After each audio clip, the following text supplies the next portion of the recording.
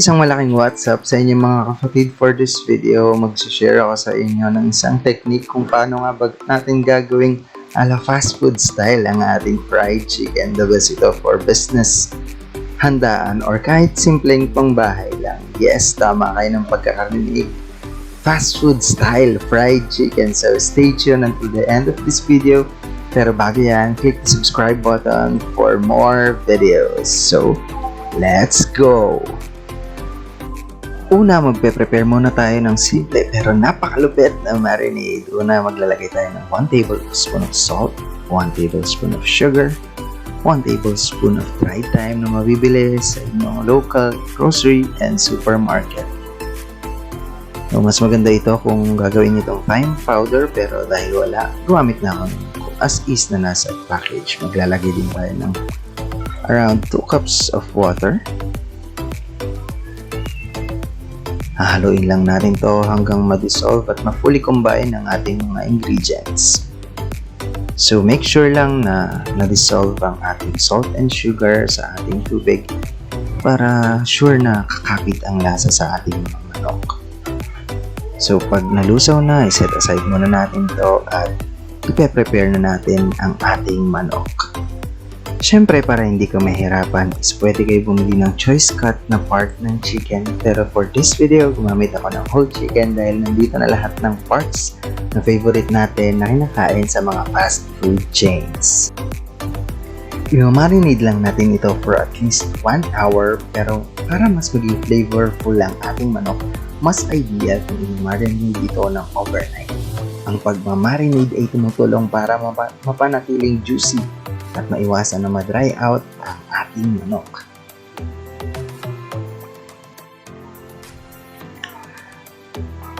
Ngayon ay magpe-prepare na tayo ng ating breading mixture. Gumamit ako ng malapad na warmer dahil kailangan natin ng space sa breading technique na ituturo ko sa inyo. Pero kung wala kayong ganito sa bahay, gumamit kayo ng kahit anong available sa inyo as long as may sapat na space para may bread ang manok. For this video, gumamit lang ako ng cornstarch, all-purpose flour, chicken powder, at white pepper powder.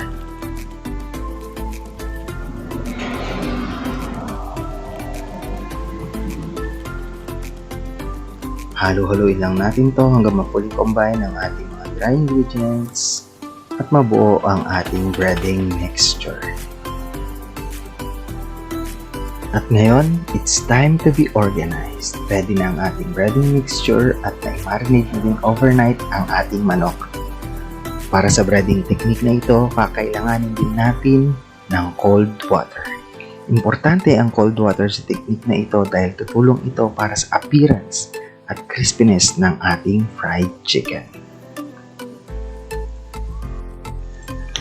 Para mas maging klaro at masundan nyo mabuti ang steps sa breading technique na ito, nasa screen ang instruction at ilalagay ko din ito sa description sa baba ng video na ito. Panoorin mabuti or pwede nyo din i-pause ang video para mabasang mabuti ang steps na gagawin ko.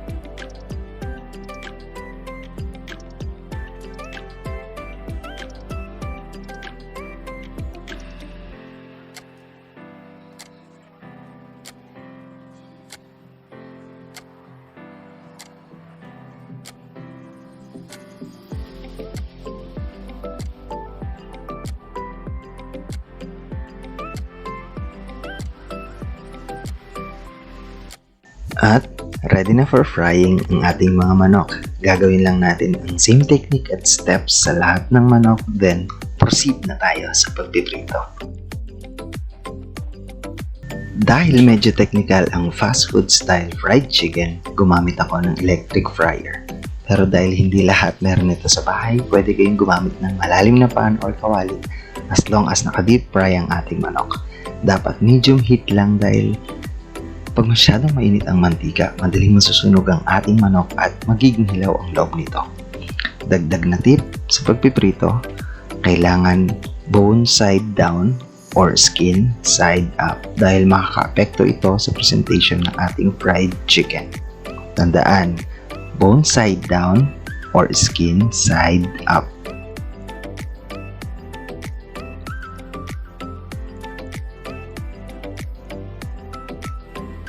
Dagdag din na impormasyon, may certain na temperature sa pagpiprito ng manok para ma-achieve ang crispiness nito. Kailangan din ito para maiwasang ma-dry out at maging sagi ang ating fried chicken. Sa bawat parte ng manok ay meron ding standard na oras na sinusunod. Ilalagay ko sa screen ang mga impormasyon na ito na maaaring makadagdag sa ating kaalaman. Makalipas ang 12 minutes under 180 degrees Celsius, ready na ang ating mga manok.